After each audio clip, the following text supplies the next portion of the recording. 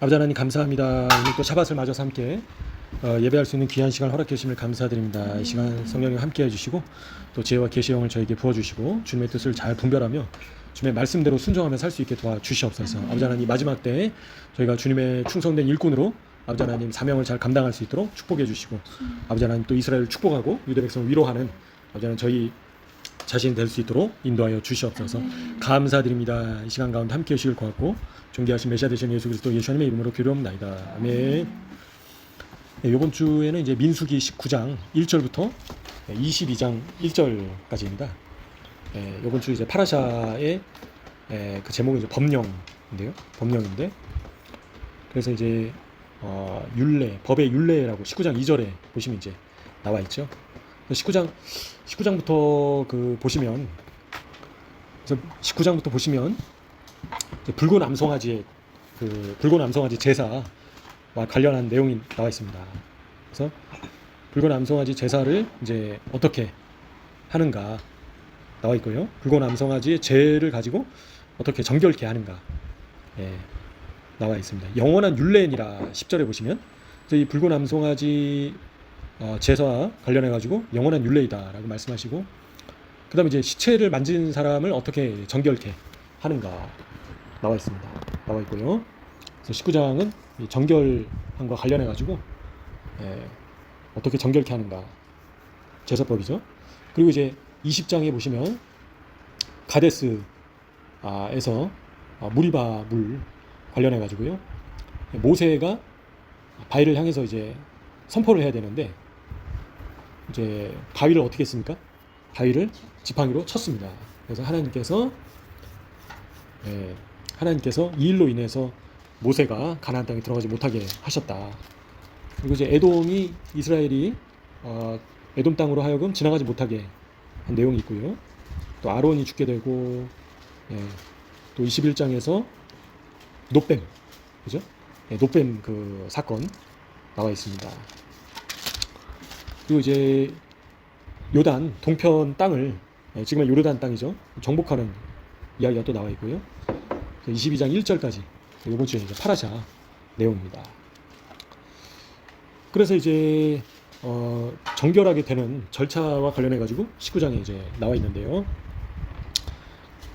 그래서 유대인들은 어떻게 합니까? 먼저 아침에 일어나면 손을 이제 씻는다는 거죠. 손을 씻고 그리고 미크베를 하죠. 그래서 샤밧이나 아니면 절기 때 정결탕에 들어가 가지고 몸을 씻습니다. 그래서 미크베에 들어가 뿐만 아니라 아침에 일어나서 기도하기 전에 손을 씻고 또 빵을 먹기 전에, 밥을 먹기 전에 먼저 손을 씻는다. 근데 왜 또 이렇게 손만 씻을까요? 미크베는 온 몸을 씻는데, 이와 관련해 가지고 유대인들은 이제 손이 항상 무언가를 접촉하기 때문에 손을 정결케 하는 게 중요하다. 이제 그 얘기를 하고요. 또 손은 무엇을 상징한다라고 합니까? 유대인들이 바로 축복을 받는 통로이다라고 이야기를 하고 있습니다. 손이 깨끗해야 된다라고 이제 유대인들이 이야기를 한다라는 거죠. 그래서 이 대제사장이 또 손을 들고 이스라엘 백성을 향해서 축복을 한단 말이죠. 그래서 이 손이 축복의 통로이다. 손을 통해서 축복을 받게 된다. 이제 그 얘기를 하고 있습니다. 그래서 손을 항상 정결케 하려고 의식적으로 유대인들이 손을 씻는다. 그 얘기를 하고요.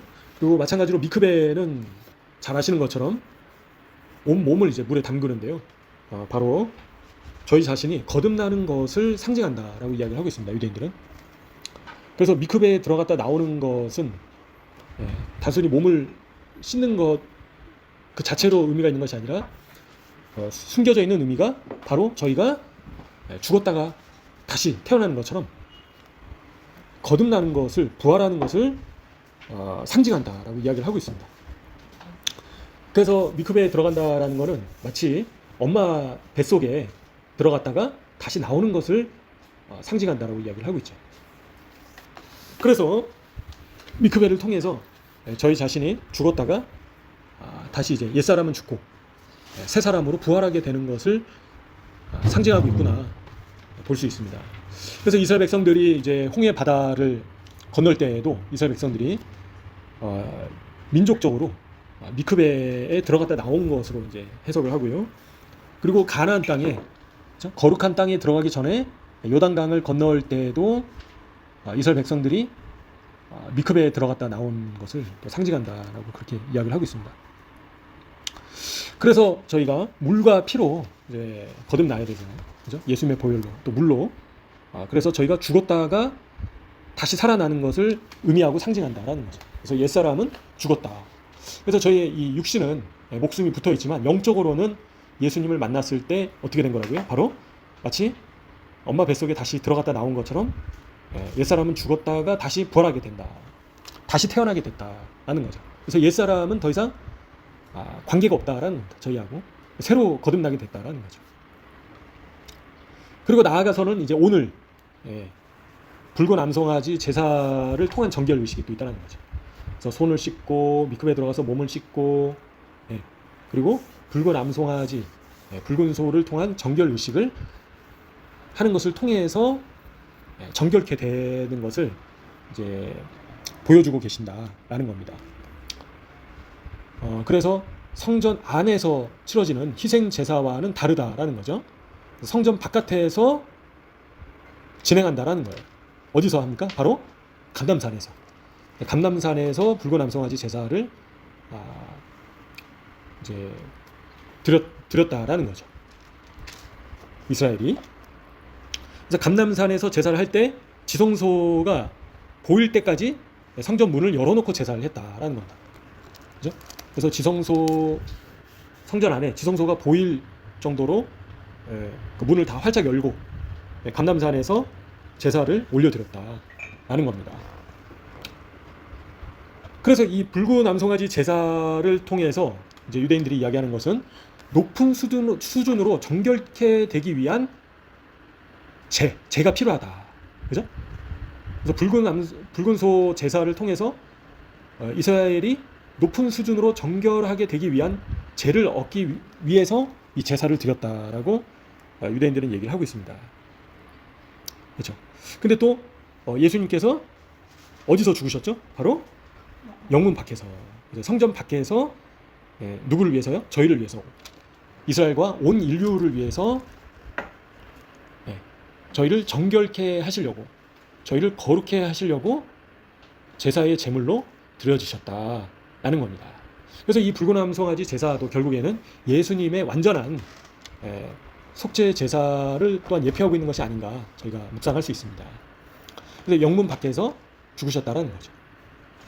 그래서 이제 유대인들이 이야기하는 것은 이 붉은 암송아지 제사를 하기 위한 이유는 높은 수준으로 정결케 되기 위해서, 그죠? 제사를 드렸다라는 겁니다.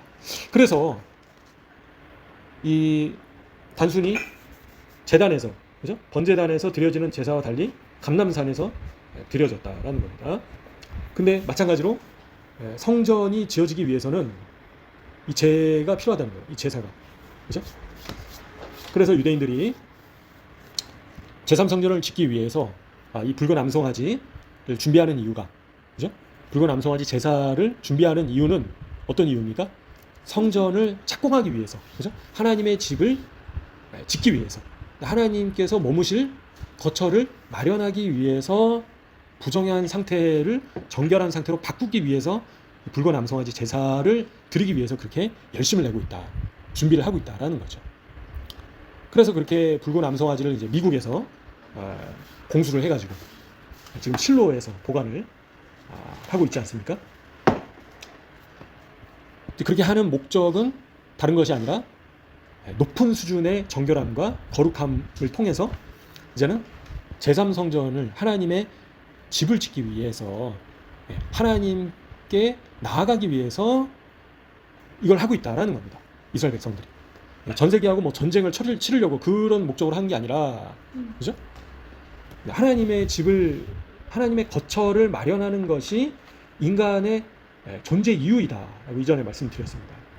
그래서 저희가 인간이 이 땅을 살아가는 목적과 이유는 하나님께서 머무실 거처를 예비하는 것이 주된 창조 이유 중에 하나이라는 거예요. 인간의 숨 쉬고 밥 먹고 살아가는 이유는 저희가 이 땅에서 뭐 돈 많이 벌라고 잘 먹고 잘 살면서 떵떵거리면서 육신을 즐겁게 하고 몸을 즐겁게 하려고 사는 게 아니라 왜 하나님께서 창조하셨다고요? 인간을 인간들을 통해서 찬양 받으시려고, 그죠?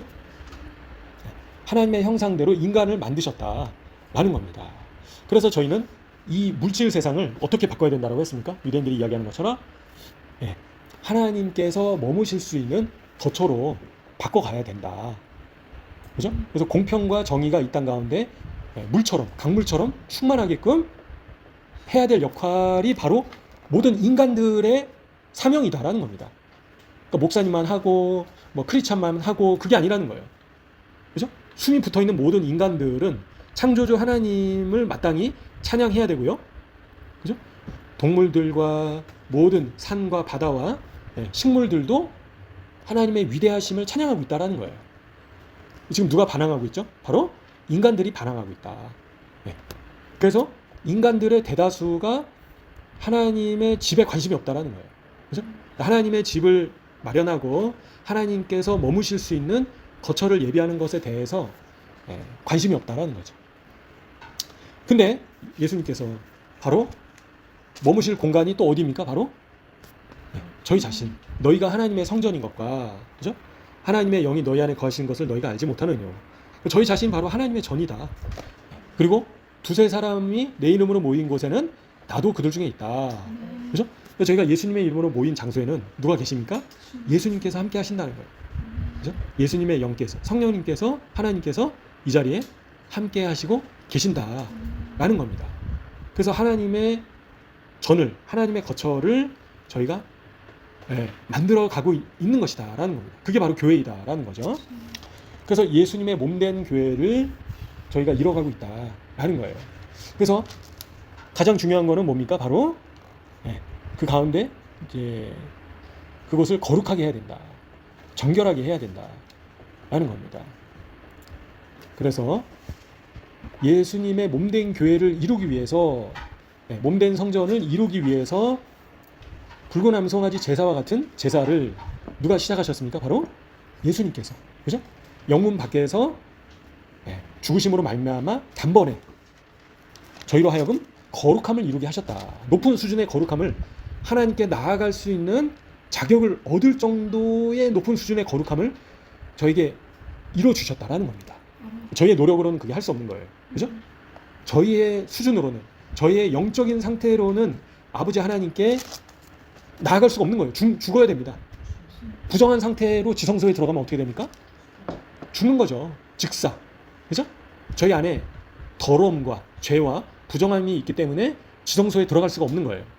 근데 이제는 예수님께서 마치 붉은 암송아지 제사를 드리신 것처럼 저희로 하여금 높은 수준의 거룩함을, 정결함을 이루어 주신 것이다. 예수님의 피로 말미암아 저희가 거룩하게 됐다라는 거예요. 그래서 담대함과 당당함으로 하나님 앞에 나아갈 수 있는 영적인 수준을 얻게 됐다라는 거예요. 거룩함을 얻게 됐다, 자격을 얻게 됐다라는 거죠. 그런 자격이 없는 저희가 영문 밖에서 죽으셨기 때문에, 그죠? 그래서 온전하게 거룩함을 이루어 주셨다라는 겁니다. 저희를 위해서. 그죠? 그래서 이제는 예수님의 제사로 말미암아 저희가 나아갈 수 있게 됐다는 거예요. 천국으로 갈 수 있게 됐고, 하나님 나라에 갈 수 있게 됐고, 새 예루살렘 성에 들어갈 수 있게 됐고, 거룩하게 됐다라는 거예요. 그죠? 그래서 이제는 다시는 죄를 짓지 않고, 그죠?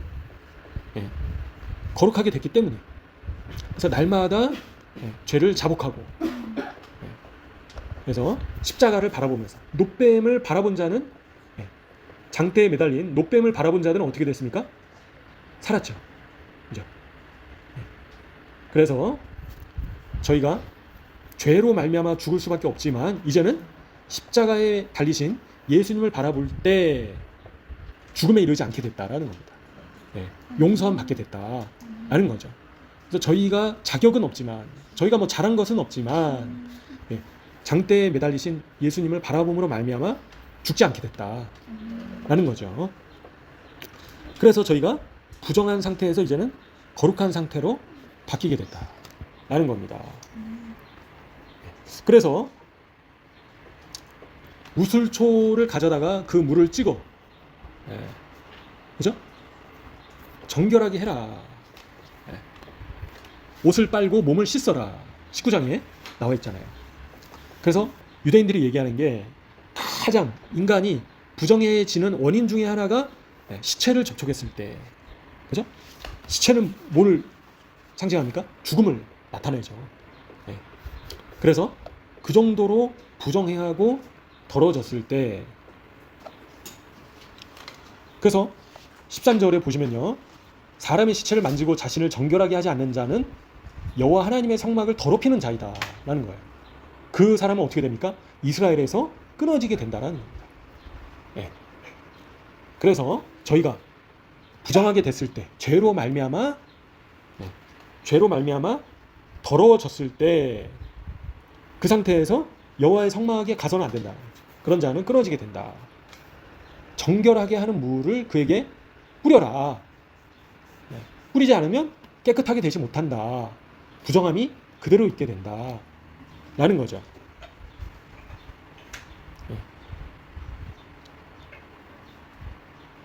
그래서 어떻게 합니까?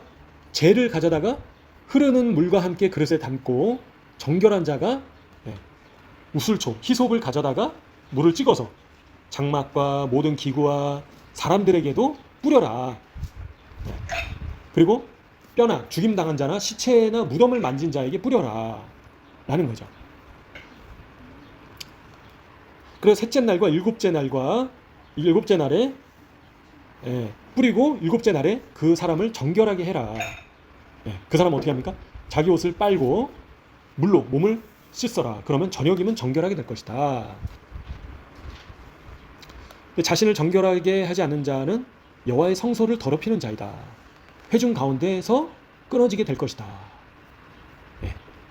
영구한 율례니라 말씀하시는 거죠. 그래서 어떻게 정결하게 되는지에 대해서 말씀해주고 계신다라는 겁니다.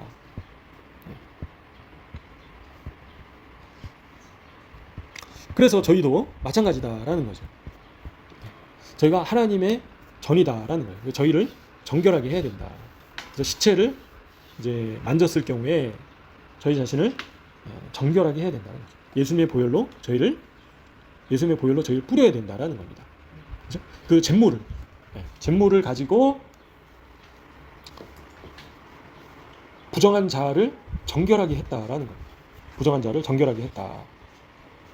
그래서 마찬가지로 저희 자신이 죄로 인해서 부정해졌을 때 예수님의 보혈로 저희를 뿌려야 된다는 거예요. 예수님의 보혈을 의지해서 죄를 자복하고 회개하고 저희 자신을 정결케 해야 된다라는 겁니다.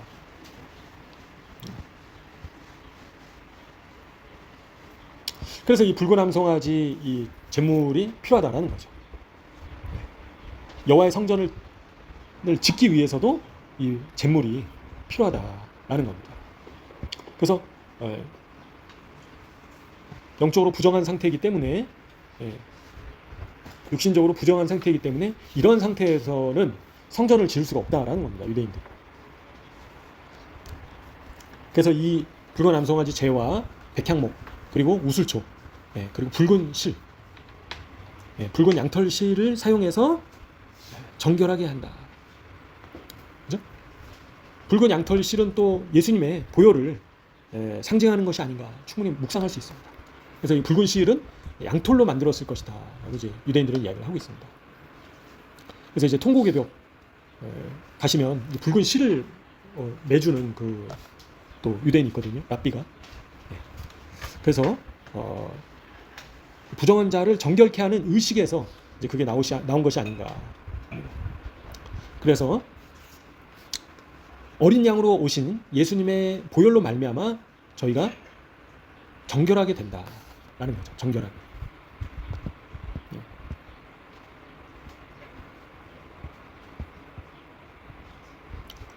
죽음에 더러우면서 정결하게 해준다라는 거예요. 죽을 수밖에 없는 저희를 정결케 해주신다. 거룩하게 해주신다. 어떤 것으로 말미암아요? 예수님의 피로 말미암아. 네. 양의 피로 말미암아. 그죠? 그래서 양의 피를 어디에다 발랐습니까? 문설주와 임방에 발랐다라는 거죠. 그래서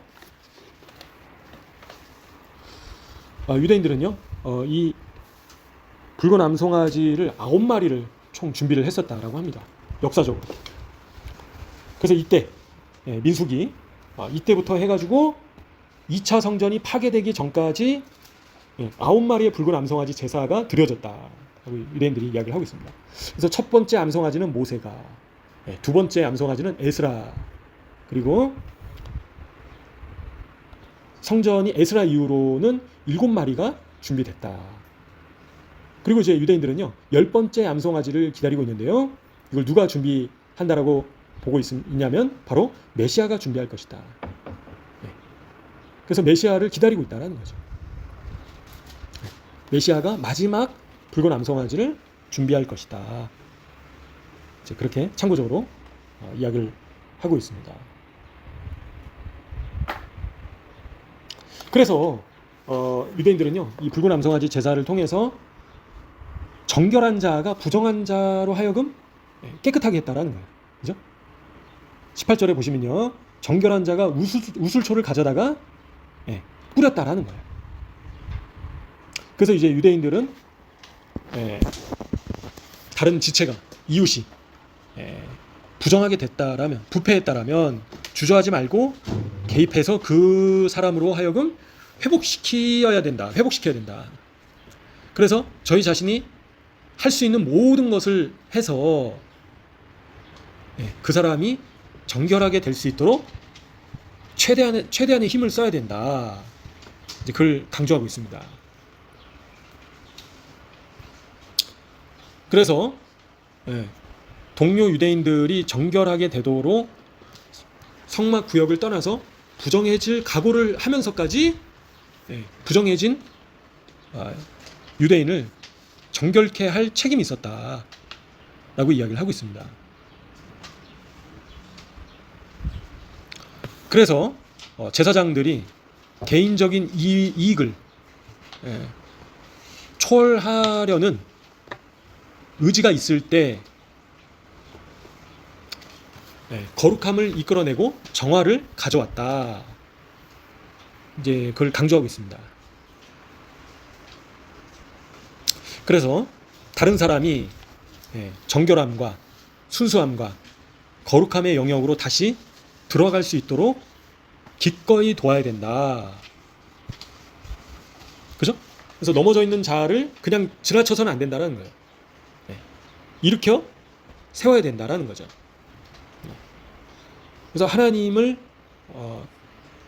믿고 따르다가, 그죠? 넘어져 있는 자를 다시 일으킬 책임이 있다라는 거예요. 성도들에게.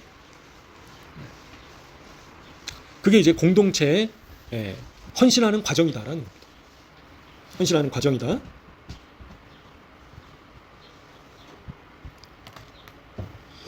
그래서 이제 셋째 날과 일곱째 날에 그렇게 정결하게 했다라는 거죠. 2주 동안 부정한데요. 1회 동안 부정한데, 그죠? 일주일 동안 부정한데 셋째 날과 일곱째 날에 정결하게 했다. 이제 유대인들은 이것과 관련해 가지고요,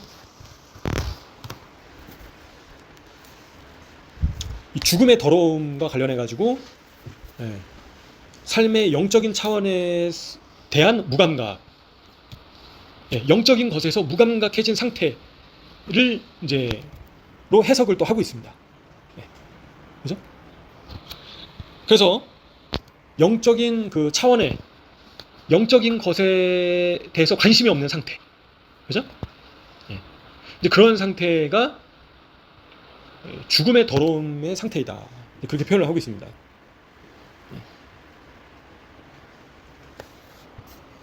그래서 인간의 여러 가지 감정적인 속성이 있는데, 세 번째 감정이 자비와 연민이고 일곱째 감정이 겸손이다.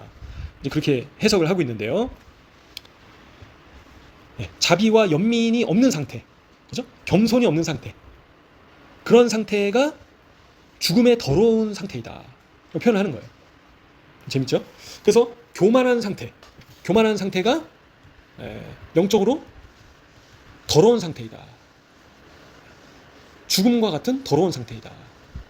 시체를 만진 것과 같은 그런 더러운 상태이다라는 거예요. 교만한 상태가. 그죠? 교만한 상태는 뭡니까? 바로 자아가 가득한 상태죠. 그래서 그게 실제로는 죽음의 상태이다. 그리고 자비와 연민이 없는 상태. 다른 사람에게 긍휼한 마음이 없고 다른 사람을 나아가서는 이웃을 사랑하지 않는 상태로 저희가 해석할 수 있죠. 그래서 이웃 사랑이 없고 교만한 상태, 그런 상태가 바로 죽음의 더러운 상태이다 라고 유대인들은 표현을 하고 있습니다. 재밌게도. 이제 그런 상태에서 벗어나야 된다는 겁니다. 나와야 된다는 거예요. 그래서 우슬초로 정결하게 해야 된다는 거예요. 그런 사람은 겉으로는 멀쩡할지 몰라도 영적으로는 죽어 있는 상태라는 거죠. 극단적으로 더러워져 있는 상태이다. 극단적으로 부정해져 있는 상태이다라는 거예요.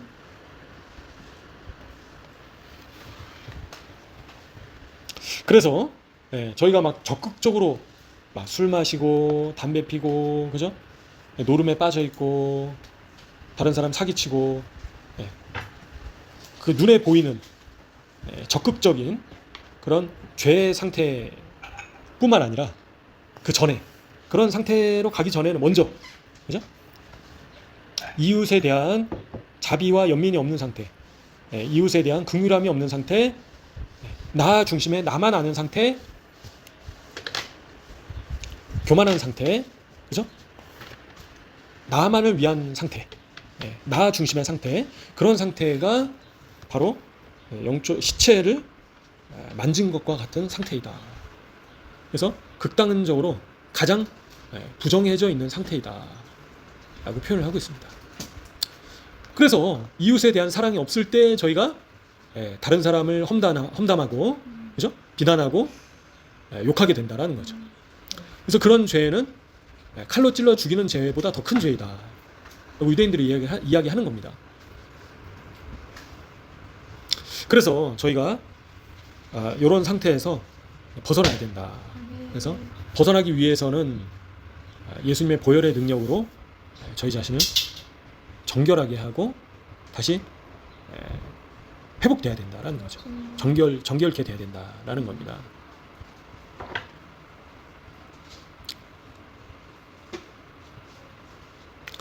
그래서 이런 붉은 소 제사를 또 드리는 이유 중에 하나로 유대인들은 이스라엘 백성들이 금송아지 우상 숭배를 저질렀다라는 거죠. 왜 붉은 소인가? 붉은 양이 아니라, 그죠? 금송아지 제사를 저질렀다는 거예요. 그래서 하나님 앞에서 대놓고 하나님을 거역하고 우상 숭배 죽음의 죄를 저질렀는데 그 죄를 기억하기 위해서, 그 죄를 회개하기 위해서 붉은 소 제사를 드리는 것이다. 이제 그렇게 표현을 하고 있습니다. 그래서 금송아지 우상 숭배 죄를 회개하기 위해서 붉은 암송아지 제사를 드리는 것이다. 이제 유대인들은 계속 기억을 하는 거죠. 우리가 하나님 앞에서 어떤 죄를 저질렀는가. 붉은 암송아지 제사를 통해서 또 기억한다라는 거예요.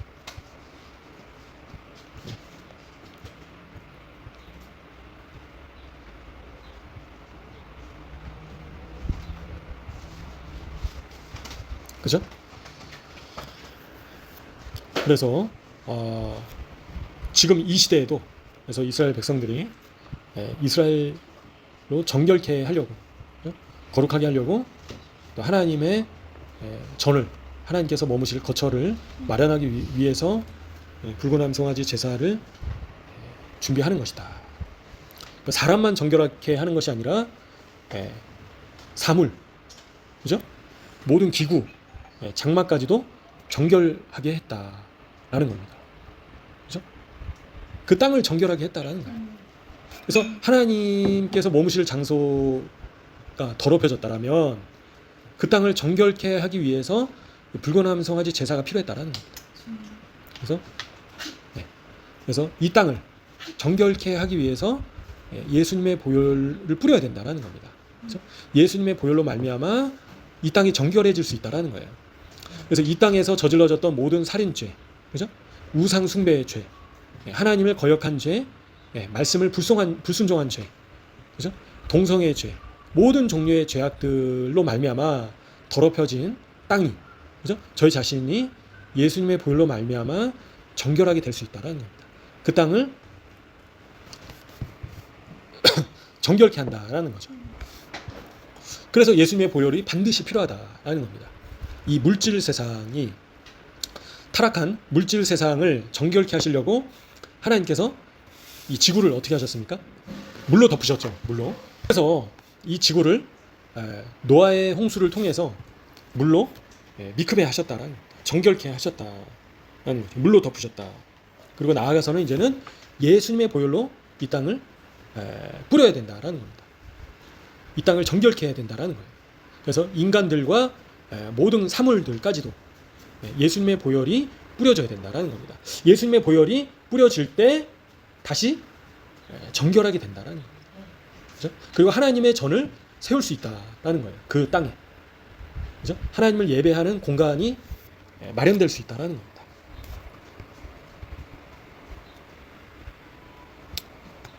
그래서 유대인들은 우리 자신의 동물적인 본성으로 말미암아 영적인 것에 무관심하게 된 그 죄악들을 속죄하기 위해서 불건암송아지 제사가 필요하다. 그 얘기를 하고 있는 겁니다. 그래서 인간들의 동물적인 본성이 거룩함으로 정죄되게 하려고 불건암송아지 제사가 반드시 필요하다라고 이야기를 하고 있다라는 거죠. 그래서 죽음의 더러움에서 저희를 정결하게 하고 영적으로 고양시키기 위해서, 그리고 동물적인 본성이 완전히 소멸되기 위해서, 그래서 불건암송아지 제사를 드리는 것이다 라고 이야기를 하고 있습니다. 그죠? 그래서 진영 바깥에서 이 제사가 드려졌다라는 거죠. 성전에 들어가지 말라. 정결 의식이 끝날 때까지 성전 안에 들어가지 말라. 그죠? 그래서 하나님께서 7년의 환난 시간을 왜 주시는가? 그죠? 저희가 하나님 나라, 하나님의 성전, 그죠? 성전은 하나님 나라를 예표하고 있는 거잖아요. 하나님 나라에 들어가기 위해서는 7년 동안 들어갈 수 없다는 거예요. 7년 환난 동안에 정결 의식이 필요하다라는 겁니다. 그죠? 셋째 날과 일곱째 날에 예수님의 보혈이 뿌려져야 된다라는 겁니다.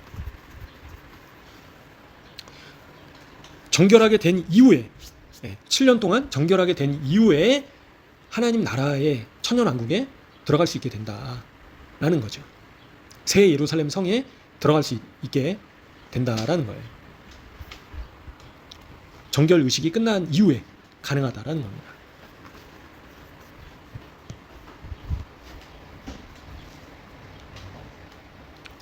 그래서 저희 자신이 예수님의 보혈로 말미암아 정결하게 됐다. 그리고 그 정결한 상태를 이제는 유지하려고 힘쓰고 있어야 된다라는 거죠. 그래서 예수님께서도 고쳐주신 이후에 다시는 죄를 짓지 말라 말씀하시잖아요. 그죠? 그래서 저희 자신을 정결하게 계속 거룩함의 영역에서 머물 수 있도록 힘써야 된다라는 거죠. 그래서 유대인들조차도 순수함을 유지하기 위해서 얼마나 많은 주의를 기울여야 되는가 이제 표현을 하고 있습니다. 계속 자신을 정결하게 하려고 유대인들조차 조심한다라는 거죠. 계속 자기 자신이 부정해지지 않게 하려고 조심한다라는 거예요. 그죠? 그래서 저희도 예수님의 보혈의 그 피로 말미암아 정결해진 이후에 주의를 기울여야 된다. 유지하기 위해서, 순수함을 유지하기 위해서 정결해야 된다. 정결한 상태를 유지하기를 힘써야 된다라는 겁니다. 그죠? 그래서 하나님의 전을 더럽혀서는 안 된다는 거예요. 저희 자신이 하나님의 전이다라는 거예요. 하나님께서 머무시는 전이기 때문에 거룩함을 유지하려고 힘써야 된다. 부정해졌을 때 예수님의 보혈로 계속 정결케 해야 된다. 라는 겁니다.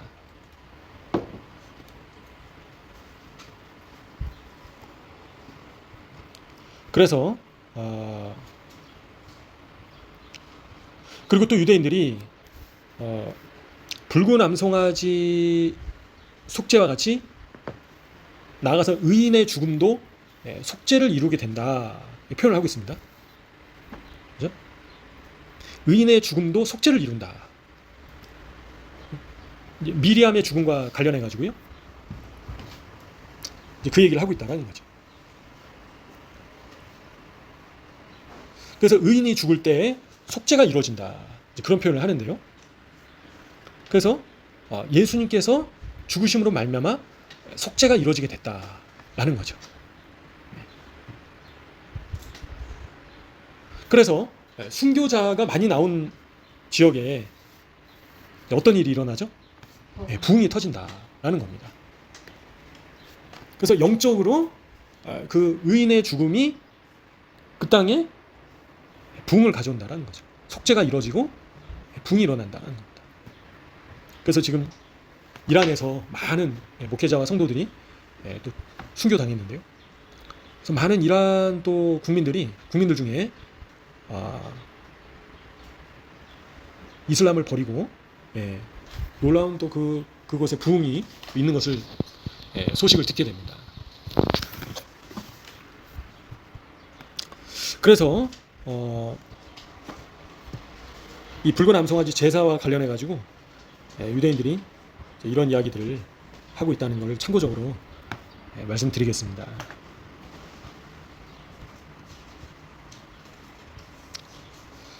그리고 나서 이제 무리바의 물과 관련해 가지고 또 하나님께서 진노하시는 그 사건이 있었습니다.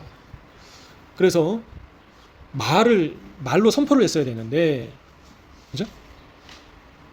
이제 그렇지 않고 바위를 향해서 외쳐야 하는데, 그렇지 않고 지팡이로 쳤다라는 거죠. 그래서 그 겸비한 자 모세조차도 가나안 땅으로 들어가지 못했다라는 겁니다. 그래서 이제 이와 관련해 가지고 이제 유대인들이 어떤 얘기를 하냐면, 그래서 이와 관련해 가지고 말하는 것이 얼마나 중요한가, 이제 그 강조를 하고 있습니다. 그래서 유대인들에게 있어서 가장 중요한 것 중에 하나가 말을 통해서 기도하는 것이다. 이제 그걸 강조를 하고 있고요. 그리고 하나님께도 굉장히 중요하다. 이제 그 얘기를 하고 있습니다. 유대인들이. 그래서 야곱이 에서를 만나기 전에 야곱은 말을 통해서 기도를 했고, 에서는 병사들을 데리고 왔다라는 거죠.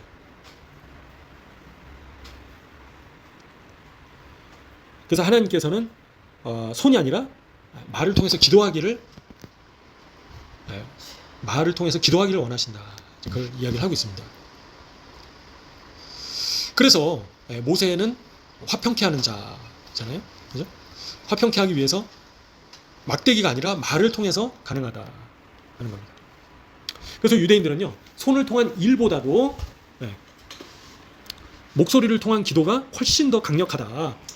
그 얘기를 하고 있습니다. 그래서 유대인들은요, 저희가 손을 통해서 물리적인 일을 하는 것보다도 말을 통해서 기도를 하는 것이 비교할 수 없을 정도로 더욱더 강력하다. 이제 손을 통해서 일을 하면 저희가 하는 것이지만 말을 통해서 기도하면 하나님께서 일하시기 때문에 그러다라는 거죠.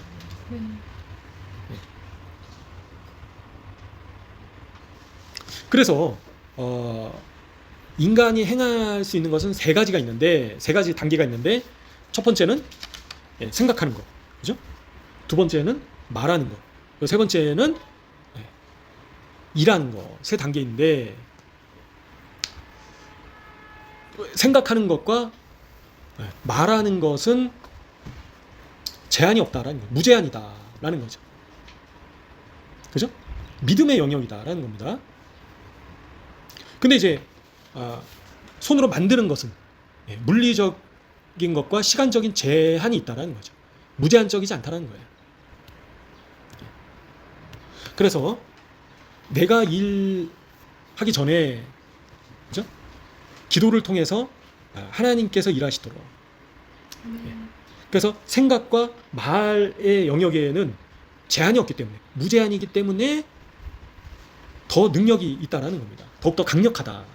그리고 믿음을 갖고 말로 기도를 하고 선포하는 것은 전적으로 하나님을 신뢰할 때만 가능하다라는 거죠. 예. 그렇기 때문에 제한이 없다라는 거예요. 저희가 생각하고, 그죠? 말로 선포하고 하는데 제약이 있습니까? 제약이 없다라는 거예요. 저희 마음대로 할 수 있다는 거예요. 무제한적으로 선포를 할 수 있다는 겁니다. 그리고 예수님께서도 믿는 자에게는 능치 못할 것이 없다. 제한이 없다라는 거예요. 믿음이 있을 때, 그죠? 믿음의 영역은 생각의 영역이다. 어떻게 저희가 생각을 하냐에 따라서 불가능이 없다라는 거예요. 그래서 산을 옮기는 믿음까지도 저희가 가능하다라는 거예요. 네. 산이 옮겨지는 게 가능한 일입니까? 이 물질 세상에서? 불가능하죠. 저희가 산을 못 옮기죠. 하지만 가능하다라는 거예요. 생각의 영역에서 바뀌고 말을 믿음으로 선포할 때 제한이 없는 그런 역사와 결과가 일어난다라고 유대인들조차 이야기를 하고 있습니다. 그리고 손은 나를 의지하는 것이다. 우리의 손을 의지하는 것이다. 그래서 하나님을 신뢰하는 것은 나의 능력과 나의 재능과 나의 물질과 나의 것을 더욱더 초월한다 라는 거예요. 기도하고 하나님을 신뢰하는 것은. 그럴 때 기적이 일어난다라고 유대인들조차 얘기를 하고 있습니다. 하나님을 전적으로 신뢰할 때 기적이 일어나게 된다. 근데 그 반대에는 나의 소유, 얼마 안 되는 나의 물질, 그죠? 나의 재능, 나의 능력, 이런 것들을 의지하는 것이다라는 거예요. 그 반대에. 그러면 하나님의 기적을 경험하지 못한다라고 유대인들조차 이야기를 하고 있다는 겁니다. 그래서 모세가 말로 선포하지 않고 손으로 지팡이로 바위를 친 것은 자기를 의지했다라고 이제 유대인들은 이야기를 하고 있습니다. 그래서 저희도 나를 의지하는 것이 아니라 하나님을 신뢰하고 하나님을 의지해야 된다. 전적으로. 그리고 그런 믿음을 가져야 된다는 거죠. 하나님께서는 능치 못하신 일이 없다라는 그런 믿음을 가지는 사람을 통해서 기적을 베풀어 주신다는 거예요. 그래서 믿지 못하는 자를 통해서는 하나님께서 역사하실 수가 없다라는 겁니다. 그죠? 결국에는 믿음의 영역이다. 믿음의 영역이다. 생각의 영역이다. 생각이 바뀌어야 된다는, 생각이 바뀔 때 말이 바뀔 수 있다. 그렇죠? 그래서 부정적으로 이야기하고 난 안 돼. 이건 불가능해. 할 수 없어. 이게 가능하겠어. 그죠? 하나님께서 내가 이 대한민국이 고쳐지겠어. 그죠? 그런 부정적인 생각들이 자리 잡을 때 말로 기도조차 할 수 없다는 거죠. 선포조차. 그래서 생각이 바뀔 때 하나님께는 불가능한 일이 없으시다. 오병이의 기적을 일으키시고, 그죠? 죽은 자를 살리시고, 문둥병이 낫게 하시고, 귀신 들린 자가 귀신이 떠나가고, 모든 그런 기적과 역사가 생각이 바뀌고 믿음으로 말을 통해서 기도하고 선포하는 자를 통해서 기적이 일어난다 라고 유대인들조차 이야기를 하고 있는 겁니다. 나의 능력, 그죠? 우리가 가지고 있는 물질, 우리가 가지고 있는 군대, 눈에 보이는 것들을 의지할 때 하나님을 전적으로 신뢰하지 못하게 된다 라고 이제 유대인들조차 이야기를 하고 있습니다. 그래서 스가랴 4장에서도 말씀하시잖아요. 수룹바벨에게 만군의 여호와께서 말씀하시되 이는 힘으로 되지 아니하며 능력으로 되지 아니하고 오직 나의 영으로 되느니라. 그죠? 저희에게 누가 계십니까? 바로 하나님의 영이 저희와 함께 하신다. 힘과 능력이 아니라 하나님의 영으로 되는 것이다. 하나님의 영이 내 안에 계시기 때문에 가능하다라는 겁니다. 근데 이스라엘 백성들은 어떻게 했습니까? 불평을 했다라는 거예요. 당장에 불편함으로 인해서 불평을 했다라는 거죠. 왜 하나님께서 불뱀을 보내셨는가? 왜 벌을 내리셨는가? 하나님을 믿지 못했다는 거예요. 하나님을 신뢰하지 않았다는 겁니다. 그러니까 불평이 나왔다라는 거죠. 빵이 없고 가진 것이 없고 상황이 힘들고 그러니까 불평 불만이 이제 입에서 나오고 불평 불만이 나오면 그 사람을 통해서는 기적이 일어날 수 없다라는 겁니다. 이미 불평 불만이 입을 통해서 나온다는 것은 생각이 잘못되어 있다는 거죠. 그 사람은. 그러니 사람은 생각 자체가 지금 잘못되어 있다는 겁니다. 그래서 생각이 올바르고 믿음을 가진 자는 무조건 감사하게 된다. 불평하지 않는다는 거예요. 그런 사람을 통해서 기적이 일어나게 된다. 그래서 왜 뱀을 보내셨는가 하나님께서. 그래서 아담과 하와가 뱀으로 말미암아 선악과를 먹고 하나님께 큰 죄를 저질렀다. 그죠? 불순종했다라는 겁니다. 그래서 그것을 또 기억하게 하시려고 뱀을 보내셨다. 소리를 통해서 나쁘게 이야기를 했다는 거죠. 그래서 저희가 말로 선포한 대로 이루어진다는 거예요. 그래서 어떤 말을 하느냐에 따라서 결과가 달라진다는 거죠. 그죠? 그게 선악과를 먹는 죄와 같다라는 겁니다. 죽음의 죄이다라는 거예요. 불평하고 원망하고 감사치 아니하고 이런 죄는 죽음의 죄이다. 죽게 됐다는 겁니다. 죽을 수 있는 죄이다라는 겁니다. 다른 사람을 칼로 찔러 죽이는 죄만 사형죄가 아니다라는 겁니다. 하나님께 감사치 아니하고 상황을 불평하고 사람을 원망하고 하나님을 원망하는 죄가 불뱀으로 인한 그런 죽음을 겪는 그런 죄와 같다라는 거죠. 선악과를 먹는 죄와 같다라는 겁니다. 그런 죄가 유대인들이.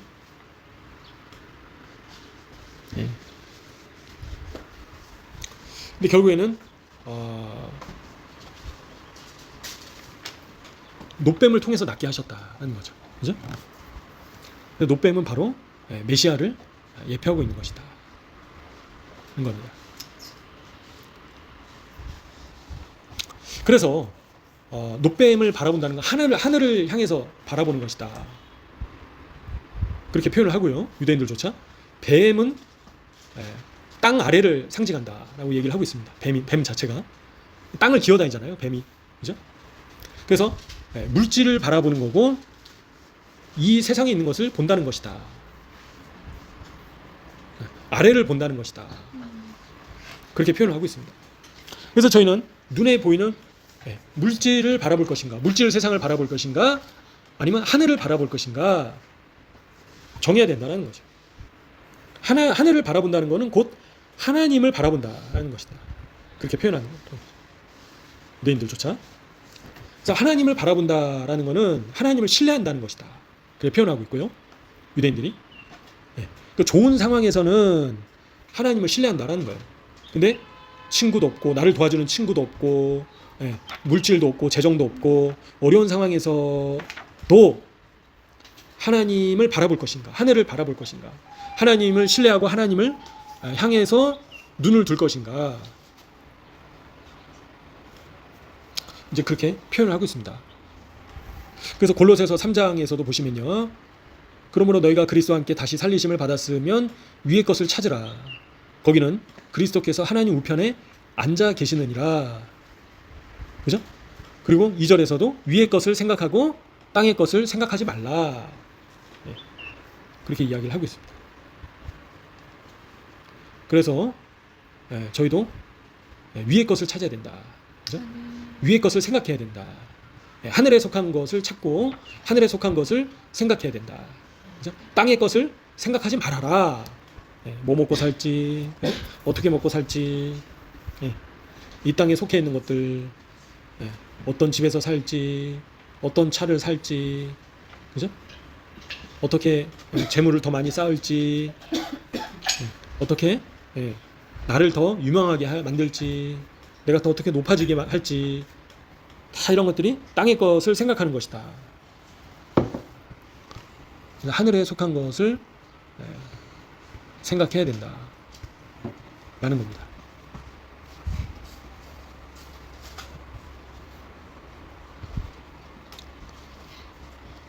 그래서 모세가 화가 나서 바위를 쳤다라는 거죠.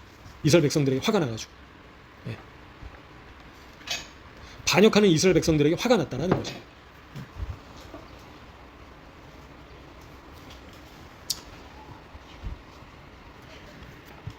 그래서 이제 유대인들은 모세가 이제 어떤 죄를 저질렀는가,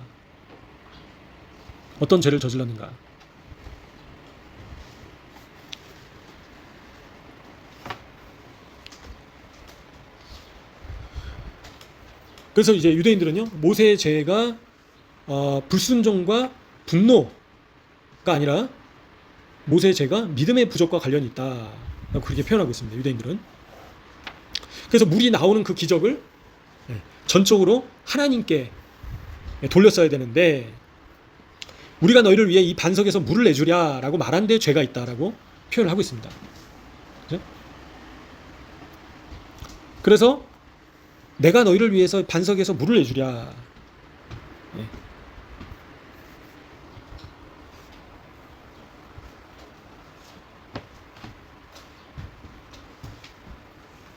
그래서 거만함을 보였다라고 이제 유대인들은 그렇게 해석을 하고 있습니다.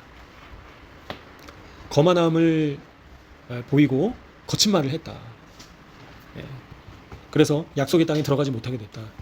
그렇게 표현을 하고 있습니다. 이제 모세의 죄와 관련해 가지고요.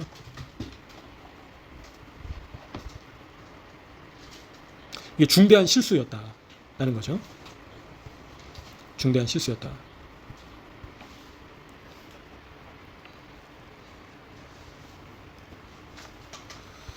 그래서 이제 결국에는 이 죄로 말미암아 약속의 땅에 이제 들어가지 못하게 됐다라는 겁니다. 그리고 이제 놋뱀 사건이 또 뒤에 나오는데요. 놋뱀 사건이. 그래서 요한복음 3장에 보시면요, 모세가 광야에서 뱀을 든 것 같이 인자도 들려야 하리니, 그죠? 그래서 이 놋뱀 사건은 바로 예수님의 십자가를 예표하고 있다는 거죠. 이는 그를 믿는 자마다 영생을 얻게 하려 하심이다. 그죠? 예수님을 믿는 자마다 영원한 생명을 얻게 하신다는 거예요. 그래서 그리고 나서 하나님께서 세상을 이처럼 사랑하사 독생자를 주셨다.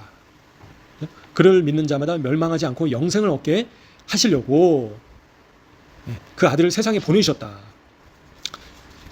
그죠? 세상을 심판하려 하심이 아니요 그로 말미암아 세상이 구원을 받게 하려 하심이다. 그래서 예수님께서 들리셨다라는 거죠. 놋뱀처럼. 그를 믿는 자는 영원한 생명을 얻게 된다라는 거예요. 영원한 생명.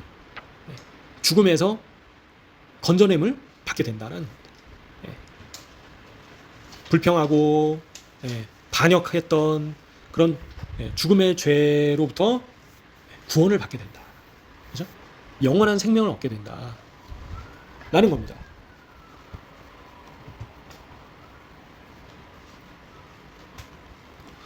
그래서 저희로 하여금 정결케 해주셨다라는 거죠. 그래서 이런 붉은 암송아지 제사나 그 놋뱀 사건이나 다 예수님의 십자가와 죽으심을, 그리고 구원을 예표하고 있는 것이다. 이걸 저희가 보게 됩니다.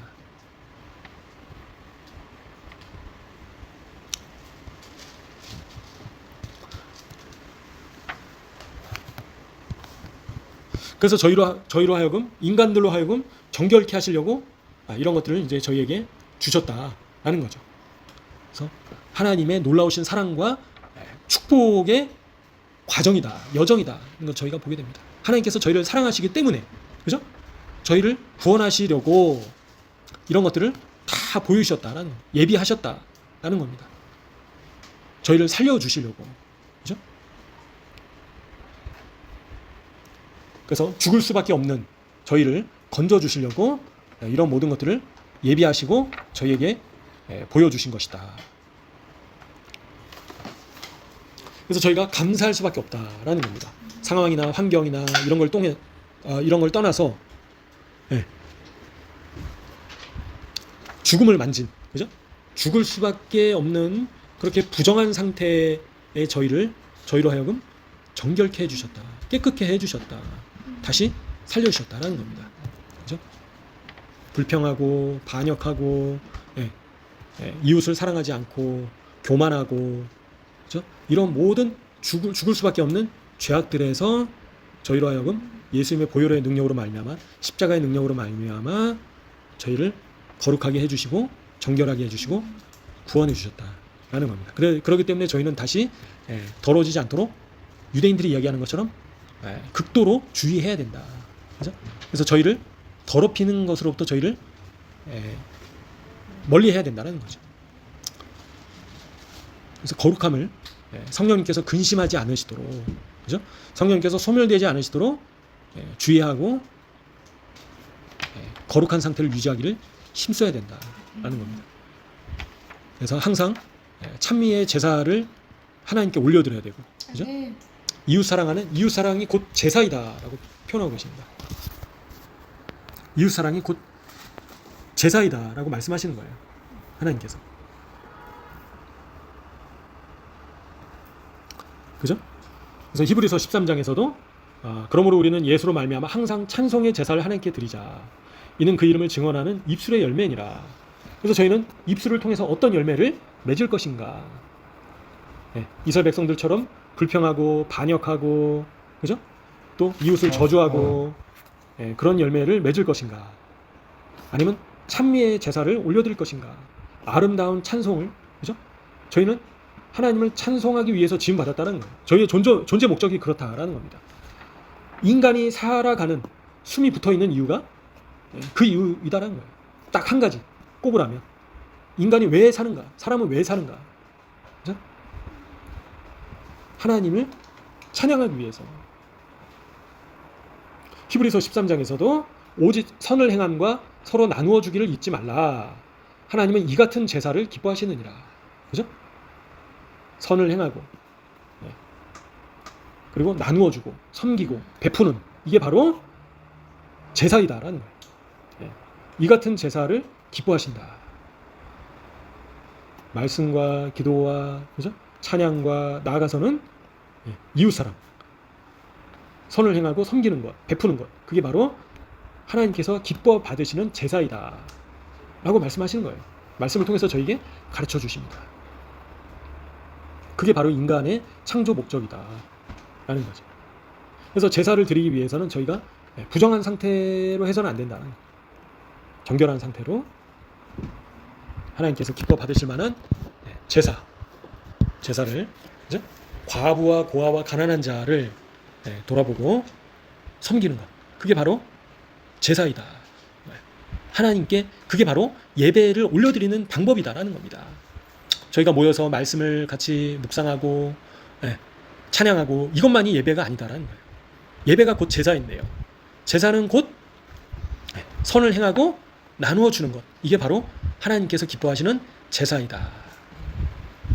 이게 예배이다 라는 겁니다. 그렇죠? 교회 안에서만 예배가 드려지는 게 아니다라는 거예요. 결국엔. 그래서 저희의 삶 속에서, 매일의 생활 속에서 계속 예배가 올려진다라는 거예요. 저희의 삶을 통해서, 그죠? 저희의 몸을 통해서 계속 예배를 드릴 수 있다는 겁니다. 하나님께서 기뻐하시는 제사를 계속 드릴 수 있다는 겁니다. 교회 나가야지만 제사를 드릴 수 있는 게 아니다라는 겁니다. 성전에 가야지만 제사를 드릴 수 있는 게 아니다라는 겁니다. 매 순간마다 저희가 제사를 드릴 수 있다는 겁니다. 하나님께. 그것도 기뻐하시는. 그만 가져와라. 말씀하시잖아요. 이사야 말씀에서. 더 이상 받고 싶지 않다. 너희의 제사를. 성전에서 드려지는 제사를 더 이상 받고 싶지 않다라는 겁니다. 삶의 제사가 안 드려지고 있었기 때문에 그 당시에 이스라엘 백성들 가운데. 그러니까 이제 그만 가져와라 말씀하시는 겁니다.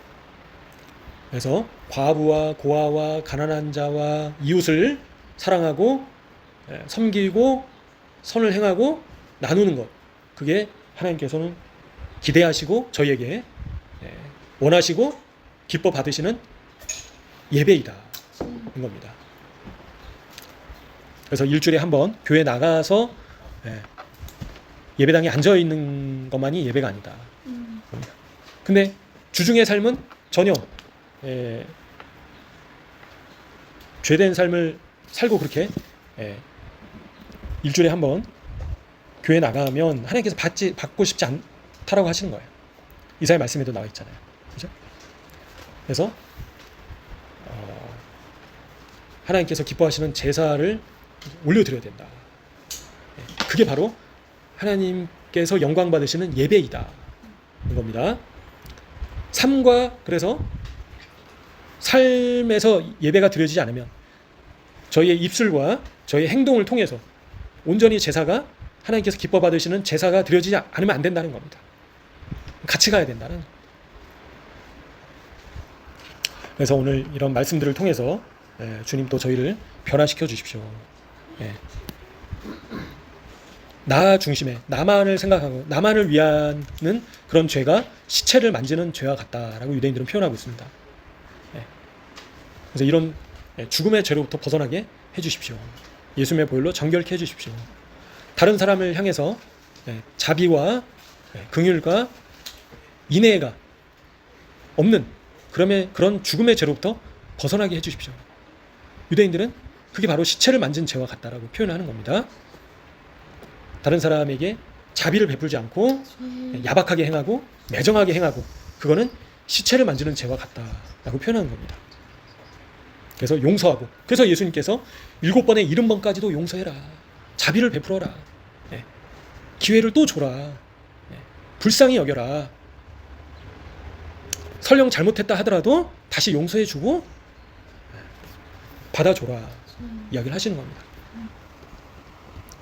이제 그게 없으면 바로 다른 사람에게 매정하게 하고 야박하게 하고 그런 죄는 시체를 만져서 가장 극단적으로 가장 부정해져 있는 상태이다. 가장 영적으로 더러워진 상태이다 라고 유대인들조차 이야기를 하고 있다는 겁니다. 그래서 이웃사랑을 행하지 않는 죄, 교만한 죄, 자아가 가득한 죄, 나를 높이는 죄, 이런 것이 가장 극단적으로 부정해져 있는 상태이다. 그것을 저희가 기억해야 되겠습니다. 아멘.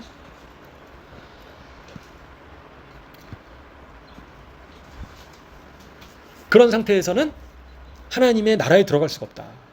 하나님의 전에 들어갈 수가 없다. 새 예루살렘 성에 들어갈 수가 없다. 아무리 들어가기를 원해도 들어갈 수가 없다라는 겁니다.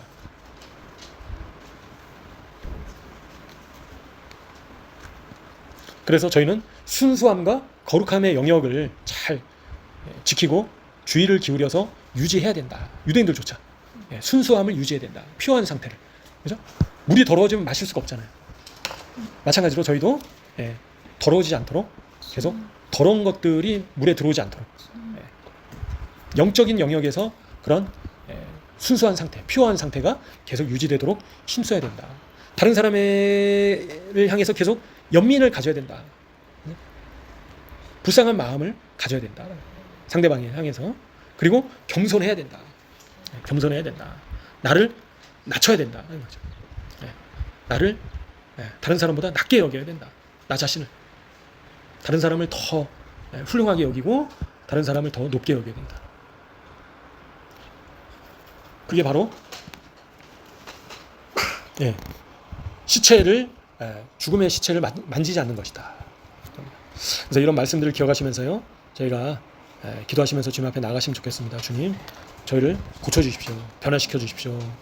교만하고 이웃 사랑하지 않고 나 자신만을 알고 나 자신만을 챙기려고 하고 모든 인간들이 다 그렇다 보니까 저희 자신이 그래서 그런 동물적인 습성을 본성을 이제는 벗어날 수 있게 도와주십시오. 이 시간 예수님의 보혈을 의지하면서 나가시면 좋겠습니다.